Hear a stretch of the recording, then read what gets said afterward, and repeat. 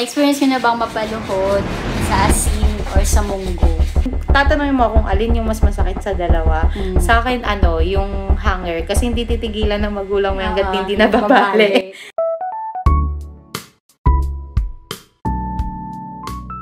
Hi! Welcome to Kwentuhan Podcast. It is Kwentuhan for everyone. I'm your host, I'm Kim. And Karen? Yan, mga kapatid, mga katita, welcome po sa aming first podcast kung saan pag-uusapan po namin ni kapatid. Yes, kapatid ko po siya, hindi kayo nagkakamali. So, alright, ayan po mga katito, katita at mga kapatid. So, samahan niyo po kami sa siguro mga almost 30 minutes na kwentuhan natin sa gabing ito. So, Sisi, ano nga uli yung ating topic? Yes, ang ating topic ngayon is yung paano pinalaki ang mga batang millennials or mga batang gaya namin na pinalaki sa millennial era. Yes. So, ito pong ating topic ay nakaangkla doon sa ating verse, the Proverbs 22 verse 6. Train up the child the way he should go, and when he is old, he will not depart from it. So, speaking of discipline and norms, ayan, ito po yung aming pong disclaimer. Yung aming pong i-share, syempre, experience namin. Pag-uusapan natin yung discipline, yung mga norms na mga batang 90s or millennials na lumaki, yun nga, sa mga era ng, siguro ang mga parents ng usually sisi ng mga millennials ay mga baby boomers. Yeah. Ayan. So, sige, to start po, pag-uusapan po namin, magbabanggit ako ng mga bagay na kung saan ginagamit sa pagdidisiplina nung 90s. Ayan. At isi-share po ni kapatid o isi-share ko yung aming quick experience about such things. Ayun. So, sige, unahan ko na, sis, no? So, pag naririnig mo ang salitang walis, tambo, o hanger, yan. So, ikaw, ano yung quick na story mo na ma-share? Yung mga ganyan, alam ko hindi lang naman tayo nakaka-experience yan. Pagka walis, tambo, or yung hanger, yan, pag nakikita na ng mga gaya natin na millennials, alam na natin na ibabato na talaga. Ibabato na ng parents natin yan.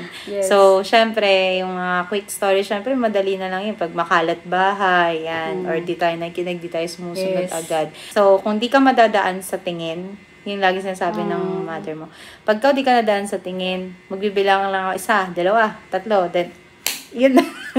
Diba? So, yun yung pinaka Pero kung tatanungin mo kung alin yung mas masakit sa dalawa, sa akin, yung hanger. Kasi hindi titigilan ng magulang mo hanggat hindi nababali. Unlike nung sa walis tambo, parang palo lang ng isa, okay na yun. Tapos with matching, ayoko na mama, ayoko na. Ganon. So, ayoko na mama. That's alam, diba? So, yun yung pinaka kwento ko na masashare dun sa dalawa. Ikaw ba? Ano ba yung parang bukod dun sa hanger na iba't ibang kulay? Kung hindi yan black, red yan, or blue. Actually, sis, yung sa hanger, yun, mga katito and tita, same experience. Kasi, ang nakakapagtaka sa hanger, dahil pag gagamitin mo siya, parang ang bilis niyang mabali. Pero pag pinapalo na sa atin, parang ang tagal niyang mabali. So, exactly. Talagang masakit siya. So, siguro ako, sis, di ko lang alam si kapatid kasi bunso to na babae. So, ako, my experience is, suki ako ng pamalong hanger ni mama when I was young. Kasi makulit talaga ako at mahilig maglaro when I was young. Ayan, at binabato na ako ng nanay ko ng hangers. So, para sa akin, hanger din yung mas masakit pamalo. Hindi ko lang nabanggit, pero mas masakit din yung sinturon ni Papa. Sinturon ni Papa. Oo, diba? Grabe din yun. Grabe yung sinturon ni fatherhood natin. Oo, lumalatay kasi dating kay Papa. Yes, lumalatay. So, ganun po yung mga, one of those unforgettable experience na na-train kami sa loob ng bahay ng may pamalo. Kasi ngayon, di ba sis, masingit na natin when it comes to training, pagdidisiplina, biblically, sabi sa Bible, tama na paluin yung bata kapag nakagawa siya ng mali. Pero hindi dapat niya ikakamatay. Actually, ano yan ngayon? Parang debate yan. So may mga parents na nagsasabi na, ano ba, soft parenting ba? Yun, yung as much as possible. Or yung iba naman, sinasabi nila, maging parent ka kasi hindi siya gumagana yung soft parenting nga daw. So, talagang napaka-mix ng, ng thoughts about it. So, yun. But kaya yung sabi ni ate, biblically talaga is, ano yung sabi mo ulit? Pwedeng paluin yung bata. Pwede paluin yung bata. Yun. Dahil yan daw ay kakaligtas niya bagkus ikakaligtas kasi ikapahama. True. And speaking of, ayan, my sister ay isa na siyang parent. So, ikaw, ina-apply mo ba yung soft parenting o mas gusto mo na namamalo ka? Actually, mahirap gawin yung soft parenting kasi 3 na yung anak ko. So, as much as possible, sa akin, nakakapagod ng magsisisigaw or magano. So, as much as possible, nagto-tone down na ako. Although, yung una ko, yung sa panganay ko, syempre, siya yung pinaka stepping stone ko kung saan ako natuto muna. Parang naging training ground ko talaga to discipline. So, hindi ako ganun ka-gentle na parent. Pero hindi rin ako sobra naman din na sobra mamalo na magkakalatay na or what. But it's a mix. It's a mix. Kasi nga, lagi kong iniisip na pag lumaki yung anak ko or maybe like, mas maganda na ako yung nakakapalo sa kanya at nakakapuna sa kanya kaysa yung ibang tao. Tapos, paglaki nila, yun yung ibang tao pa yung magdidisiplina sa kanila. Yes, right. Tapos, syempre, lagi kong sinasabi na although may na-appreciate ko yung mga yung mga suggestion ng mga tao sa paligid ko, suggestion ng mga nagmamahal sa anak ko like lola at lola, sila mama at papa. Lagi ko na-appreciate naman yun. Pero at the end of the day, lagi ko sinasabi, pagka namahiyayan sa labas or may ginawa silang sa labas, hindi naman tatanungin ng mga tao, sinong lola niyan, sinong lolo nun. So, usually, madalas sinasabi nila, sinong magulang yan or sino yung nanay. Actually, nanay man lang talaga. Sino nanay mo? Yun yung pinakauna nilang tanong. Kasi, syempre, ang disiplina is nagsisimula siya sa bahay. At the same time, alam naman natin na ang mga babae ang usually na nag-handle din sa mga anak. So, yun. Di ako soft parenting, pero it's a mix. Pero hindi rin ako sobrang hard parenting. Wala. Ayun. Thank you, sis, for sharing, no? Ayan. So, ito naman, yung next kong babanggitin, na-experience mo na ba to? Ayan, sa ating mga katito at tita, and mga kapatid, ayan. So, na-experience ko na bang mapaluhod sa asin or sa munggo? Sige, sagutin ko na lang una. Yes po, opong-opo. Kukwento ko, baka di ko alam kung naalala mo, sis. When we were young, I think, siguro, sorry po kung may naguhukay doon, kasi yung pusa po namin ay segue lang. Yeah, so, nag-liter siya at that moment. So, ito, yung experience natin, sis, di ko mo naalala mo yun. Alam ko 3 tayong napaluhod noon sa asin. Kasi, ang ginawa po namin, I think ako yung pasimuno. Yung pulbo ni mama, inubos natin dun sa double deck natin. Nandun tayo sa taas. Tapos ginawa ko ata. At saka si kuya mo, binuhos po namin lahat ng pulbo dun sa papag. Kasi parang feeling namin mag-ice skating kami. Tapos nung nakita nung nanay namin, yung ginawa namin, na inubos namin yung pulbo, automatically, pinaluhod kami sa munggo. Yun po yung unforgettable experience ko sa pagpapaload ng munggo. Ikaw, sis, ano yung experience mo doon? Tatandaan ko yan. Pero hindi ko na matandaan na pinaload pala tayo ni mama or kayo nila mama sa munggo nun. Pero ako, asin kami. Why? Tatandaan ko pa nun kasama si kuya. Hindi ko na malaman kung anong reason ni mama bakit kami na disiplina nun. So, yun yung isa siguro sa mga ginagawa ko. Kasi yung mga parent namin noon, pag nagdidisiplina sa amin, is wala na explanation why nagdisiplina, diba? So, yun, hindi ko na rin siya matandaan. Baka may kalikutan kami noon that time. So, yun yung, grabe yun, mga siguro ilang minuto rin. Mga kalahating oras. Talagang lulod kami dalawa ng kuya ko noon. So, yun yung gusto ko rin na i-share din. Siguro, it's a good thing that you discipline your kids like that. For them to stick. Kasi they still definitely remember yung ginawa mo as a parent sa kanila. But at the same time, you have to explain it. Kasi, after nun, maintindihan ng bata, alam mo bakit ko ginawa to sa'yo. Yun yung ginagawa ko kay Celine or sa anak ko, I mean, or kahit kay Kuya Sanji.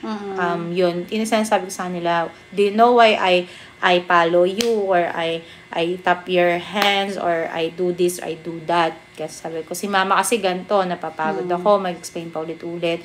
Or yung dahilan talaga bakit sila pinalo ng hanger kasi ganito yung ano ko, di ba? Ito hindi mo ginawa. So, mas maganda na intindihan nila. Kasi mahirap naman na palo lang tayo ng palo. Kasi parang dating sa kanila, si mama gusto lang, nag-enjoy siguro saktan ako or what. So, for us as a parent, kung dati is hindi napapaliwanag sa atin the reason why, mas maganda na napapaliwanag mo rin the reason why. So, they can understand. Hindi pa kasi kaya ng isip nilang mag-isip ng sobrang critical things. So, kung ano yung nakikita nila na on that day, hindi nila nasusukat or natitimbang pa yung mga bagay. So, yun yung kumbaga, magandang pagbalanse. Yes. So, ikaw ba? Thank you, sis, sa word of wisdom. So, ayan, siguro sa mga katita natin na mayroon na ding mga anak, siguro nakaka-relate sila or somehow na alam nila yung ganon na way ng pagdidiscipline ngayon. Yung modern parenting, di ba, na natutunan natin na dapat ina-explain natin sa mga bata bakit natin sila dinidisiplina, bakit natin sila pinapalo. Ayun. So, siguro sis, before we move on dun sa pangatlong event or item when it comes to discipline and norms ng mga batang 90s. Siguro I have quick question regarding that. So, paano kung 'di ba napalo mo na, nadisiplina mo na, sino naman yung nag-aalo or yung kailan mo dapat inaalo yung bata after mo siya mapalo? Yan, or parang ano ba dapat ma-realize niya muna na mali siya, tsaka mo siya, pag napansin mo na okay na, ayun, doon mo na ba siya aaluin, i-comfort. So, ikaw? To be honest, mahirap kasi mag-comfort eh. Mag-comfort ng and knowing na, yun nga, hiwalay din, sa single mom, hiwalay kami ng dad nila. Pero I think, yung dad nila is isa rin sa way nun, kahit na separate kami, is yun din yung nag-aalo sa mga bata. I believe din nagsasabi rin si Celine kapag napapalo ko siya sa dad niya. Nagsasabi rin yung anak ko sa dad niya. And yung dad naman din niya is nagsasabi rin naman sa akin. And then, inaano naman niya, tinatanong mo niya, baka nagkulit ka, ano bang ginawa mo, bakit ginawa ng mama mo. Kumbaga, it's a two thing na you should, wag tayong agad kakampi. Hindi ko naman sasabi na, kumbaga, pakinggan natin, ano ba yung side ng anak mo sa side ng nanay din, if ever, para naintindihan mo kung yung anak mo ba is naintindihan ba niya yung kung bakit siya napalo or yung grounds din ng palo niya, or para hindi din, kasi mai-spoiled yung mga bata eh. Like, maano nila na, si mama, ganito, ganyan. Mas maganda na yung anak din na, yung partner or yung tatay ng mga anak natin is nakikita na one team pa rin kayo pagdating sa disiplina. Right. So, yung ako, inaalo ko siya, natanong mo kanina kung paano ko siya inaalo or paano ko siya pinapakalo or malalaman kung ayos na kaming dalawa, is, I take time, actually like minutes or hours before I talk to them. Like, mamaya usap tayo, yan. Or kapag before kami matulog, nag-uusap na kami about sa ginawa nila. And then, once na nag-usap na kami doon, I ask yung kids ko o yung panganay ko, tinatanong ko siya, alam mo ba kung bakit ka tinalo? Tapos, eventually, sasagot naman sila. Kasi alam naman din nila yun eh. Na yung kumbaga ano yung kasalanan nila. Then, after pwede ka na ulit magtanong na, ano sa tingin mo yung dapat mong gawin? Hindi dapat sa atin ang gagaling yung mga sagot agad. Kasi napapakinggan ko nga na in order for them to have this sense of responsibility or magkaroon sila ng sense ng resolution or critical thinking, you should let their mind think. Think of what you can do, what do you think you can do better sa mga bagay. So, yun, yung isa sa mga two ways. And then, after nun, we will talk about it na rin na, okay, ano ba yung, gaano ka-importante when you say sorry and thank you, or hindi ko, try ko na hindi ko na ulitin, try ko po yung tama.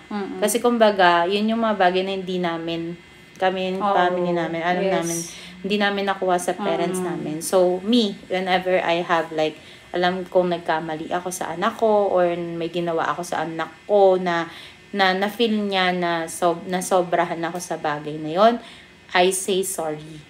Kasi kumbaga sa bata, importante na maintindihan nila na ang paghingi ng tawad at ang pagtanggap ng kapatawaran it is not about the age. That's right. Kasi dati, di ba, lagi sinasabi sa atin ni mama na matanda ka, pagbigyan mo yan kasi matanda siya, ganyan, o kaya wala namang isip yun eh. Although sinasabi ko rin sa anak ko yan, yung wala pang isip yan, kailangan maintindihan. Pero kapag may kasalanan talaga, like si Sanji, yung pangalawa ko, or yung bunso ko, I tell them, you say sorry, you did ganto kay ate, it hurts her, sabi, ginagano ko yung mga para maintindihan nila. Then eventually, they will say, sorry, or minsan sila na rin yung kusang nagsasorry. So yun, balalaman na rin namin na over na, kasi pag napag-usapan na namin, magyayakapan na kami eventually, yung ganon. So mga bata, madali pa yan eh. Pero gaya nga sabi, may pacing daw ang mga bata na magsiswitch over na sila from, magiging matigas na yung ulo nila. It's around like 9, that's the window and above. Yun yung may nagsabi lang din sa akin.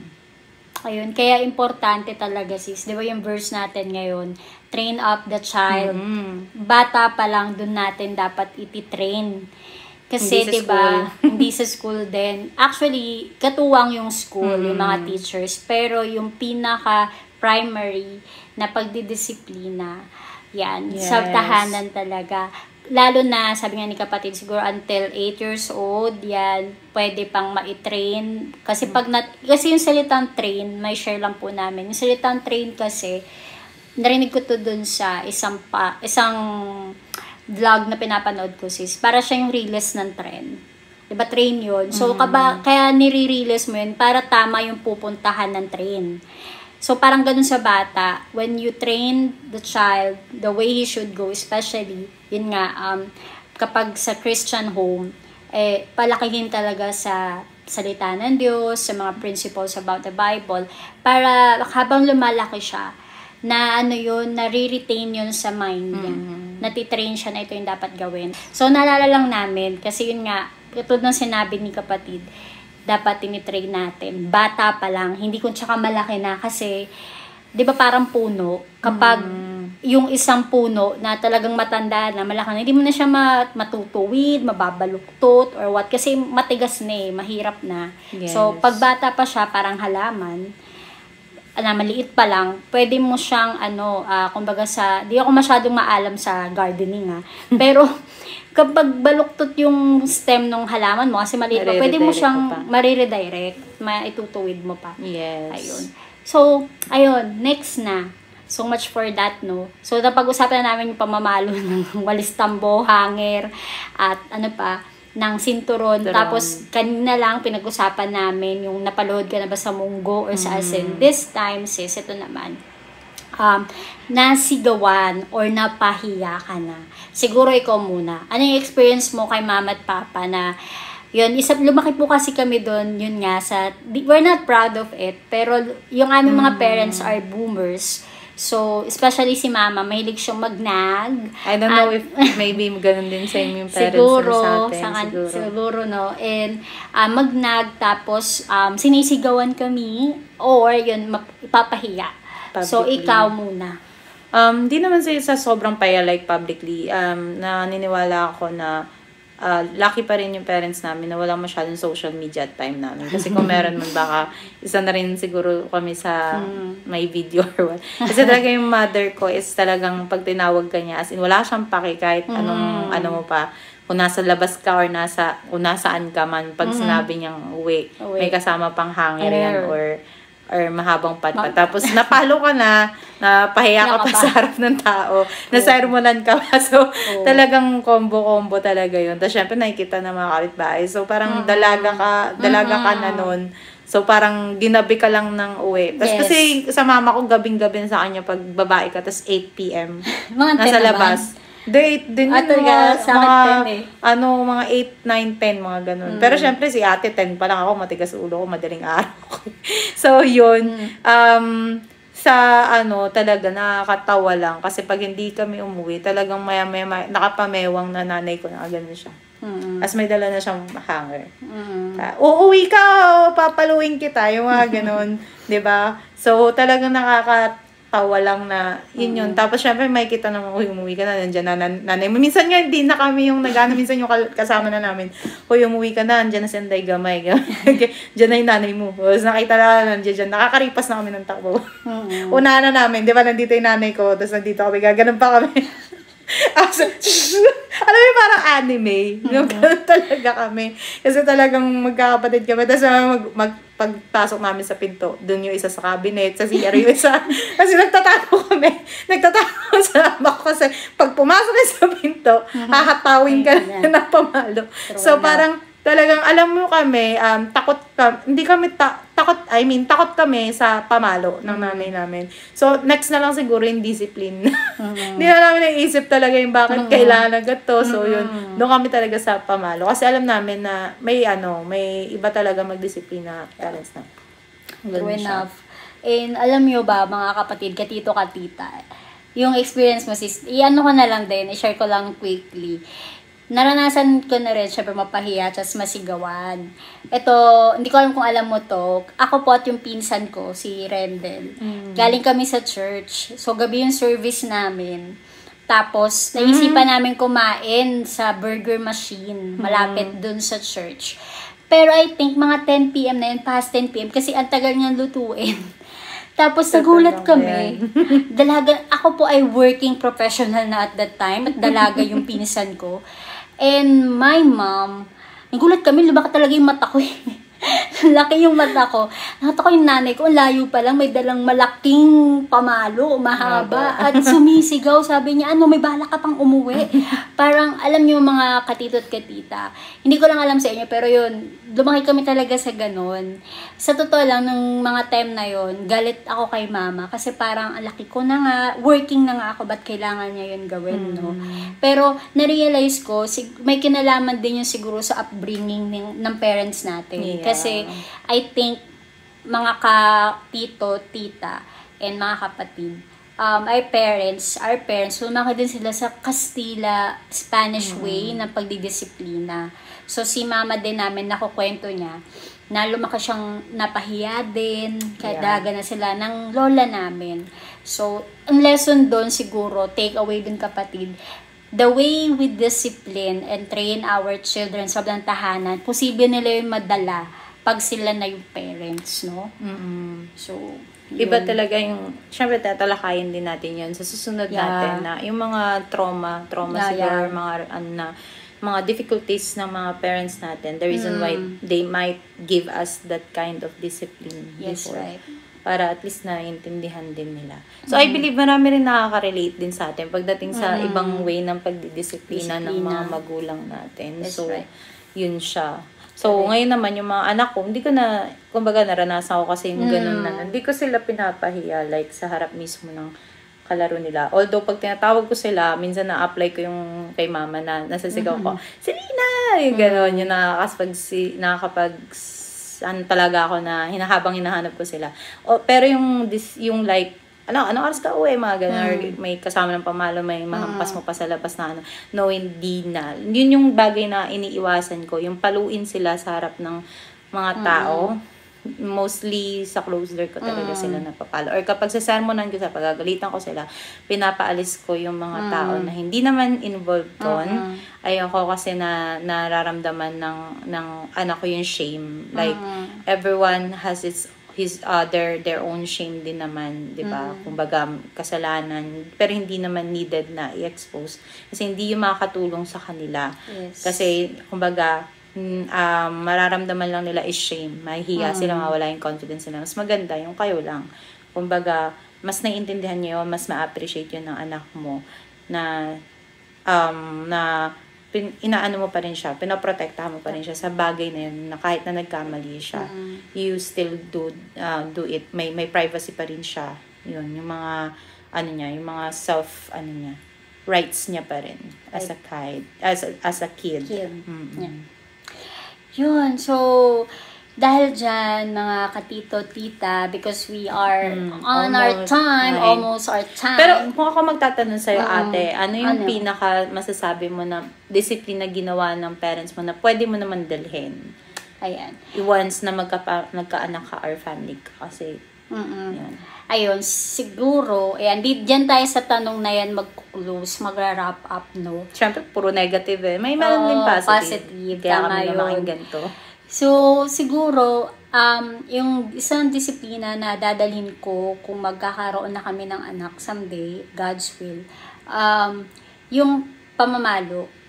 And pamamalo na hindi ka mamatay, kakapahamak ng bata. Kasi naniniwala pa rin ako na mabuti nang paluin mo siya, masaktan yung anak mo, na ikaw yung nanakit kasi magulang kayo at may karapatan kang paluin.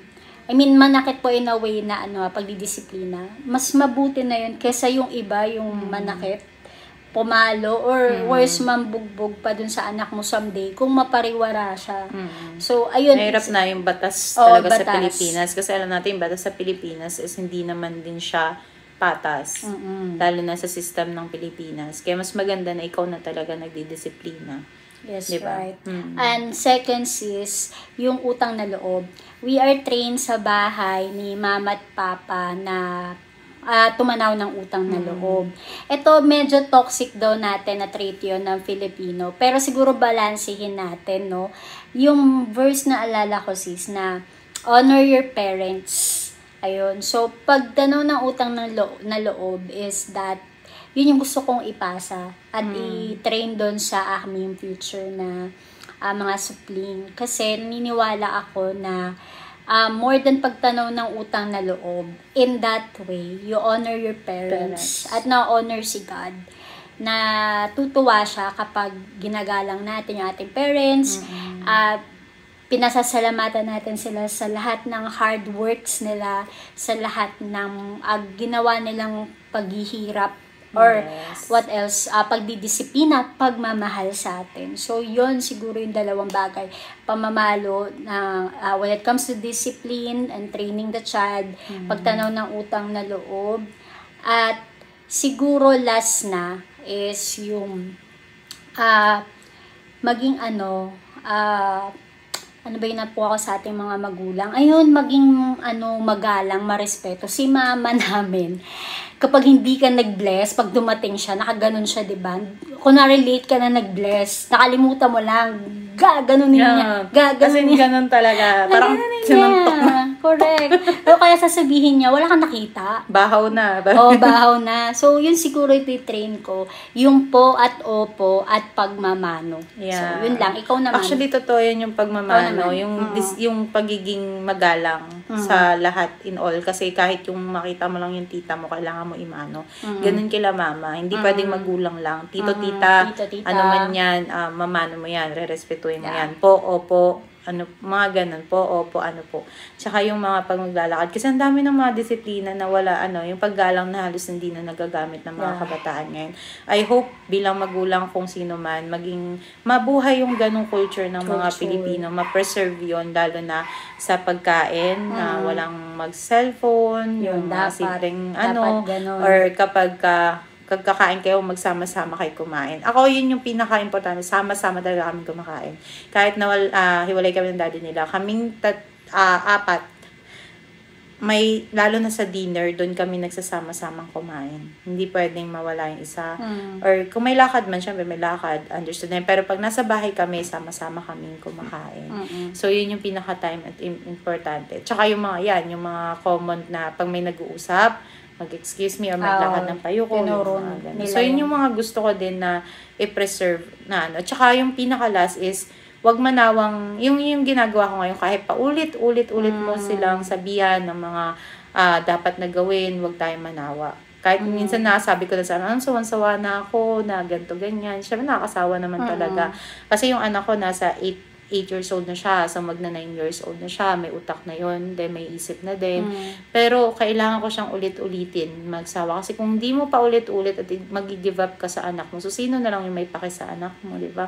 So, yun, yung pinaka-importante. Kahit sabihin natin na paulit-ulit, kasi dati rin, ganun din naman magulang ko. Pero, nakita naman, naintindihan namin, natatandaan ko pa rin hanggang ngayon. So, kahit sabihin mo na, naniwala ako mabunganga. Hindi naman ako mabunganga nung dalaga ako. Pero naintindihan ko na yung magulang ko si mama, ba't siya nagiging mabunganga. So, pag naging magulang tayo, parang yung mga ginagawa ng magulang natin noon, may intindihan na din natin bakit nila nagagawa yung mga bagay na yun. So, kaya once we became a parent, dun mo malalaman kung bakit naging ganun yung parents mo. Hindi sila akala natin yun sila, hindi sila ganun sa totoo lang. Kasi iba ako pag sa labas, iba ako sa pero ibang-iba ako pag nasa bahay. Ako. So naniniwala ako ganun din yung parents ko. Iba sila sa labas, pero iba rin sila sa pamilya. Kasi for them to become a good example, naniniwala ko na yun yung paraan nila, naniniwala sila na ganun yung tamang way dapat ng approach nila.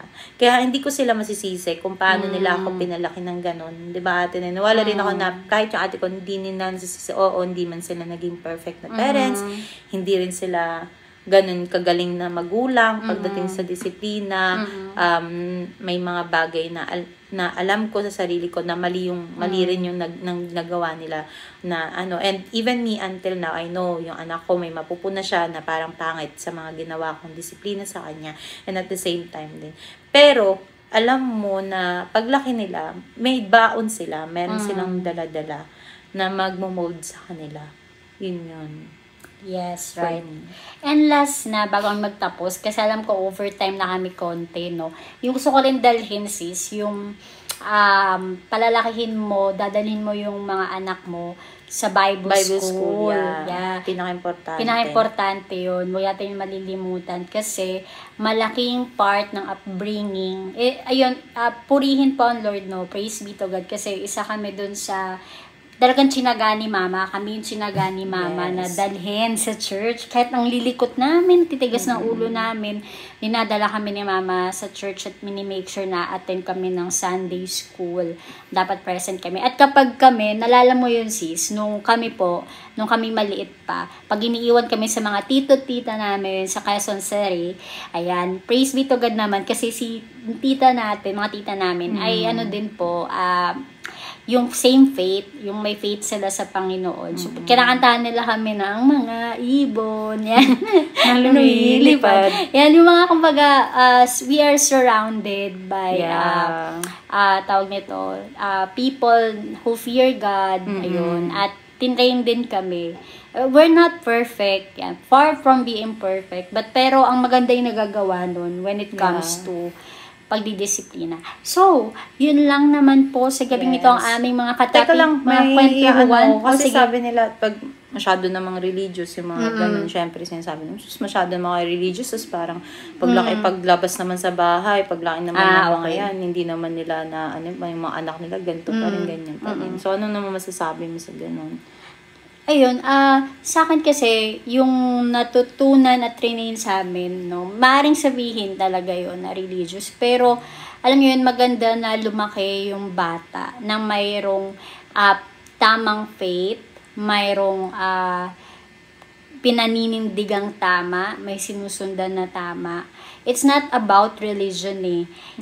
It's about, having a personal relationship with God. Kapag, nung bata kasi kami, hindi namin naiintindihan. Pero darating yung time na bawat naituro mo sa bata, especially the Word of God, sabi din naman sa scripture, hindi mawawalang kabuluhan yung bawat Word of God na naitanim dun sa tao.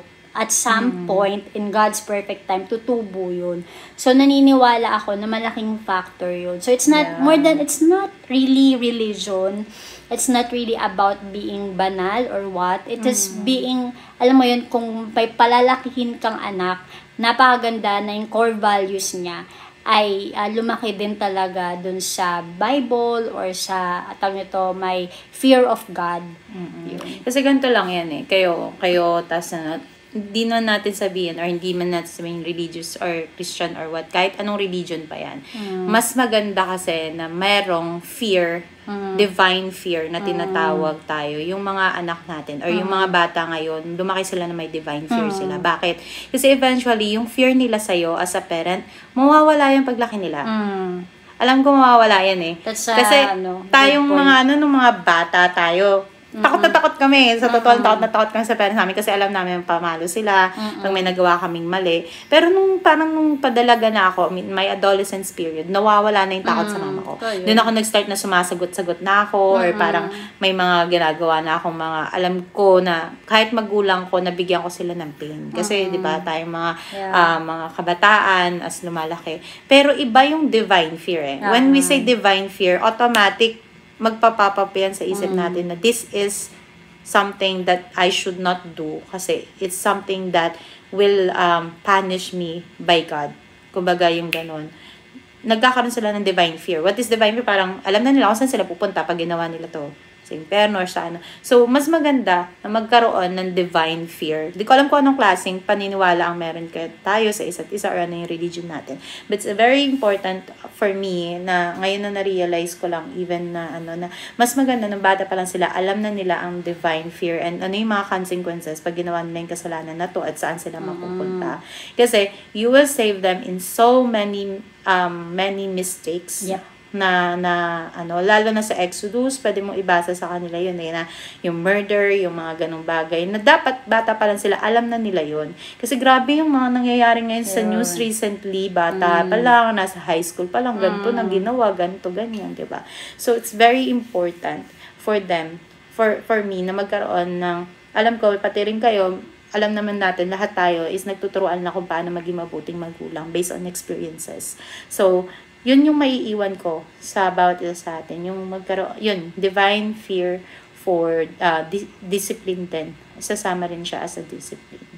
So, yun lamang. So much. It's almost 10 minutes over. Overtime ko ng 10 minutes. Pero salamat po mga katito, tita, mga kapatid sa pagsama sa amin sa aming first podcast. Quen 2-1 for everyone. Yep.